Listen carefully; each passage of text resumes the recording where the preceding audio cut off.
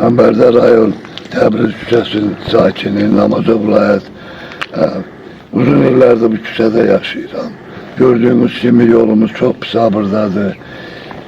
Dəfələrlə müraciət etməyimizə baxma, heç bir tədbir görülmür.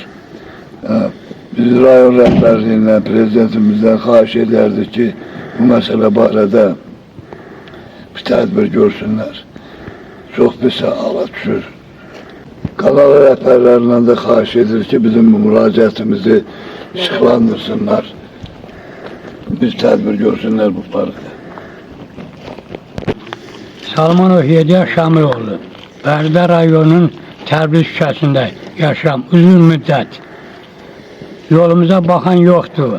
Xahiş edirəm bizim yollarımıza əncam çəksinlər. Mən Əsərov Hilal Əşrəfoğlu, Təbriz küçəsi, Döngə 8, ev 9'da 75-ci ildə burada yaşayırıq. Burada ne kanalizasiya var, ne burada səkinin üstüne gedəndə çıxırsan, səkinin üstüne daşlar qoyarsa, gedib asfalta çıxırsan bu yaxında. Xahiş edirəm ki, burada yolun asfaltlaşmasına kömək eləyəsiniz. Xahiş edirəm məsələni prezidentin nəzarətine götürülsün. Ondan sonra lazım kanallara, lazım o təşkilatlara elə ki, bu işlərin görülməsinin haqqında ora müraciət olunsun onlara.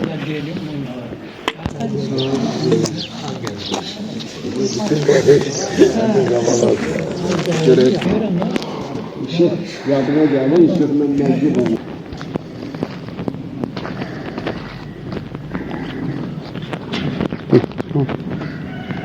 Bərdə rayon Təbriz küçəsi değil mi? Evet.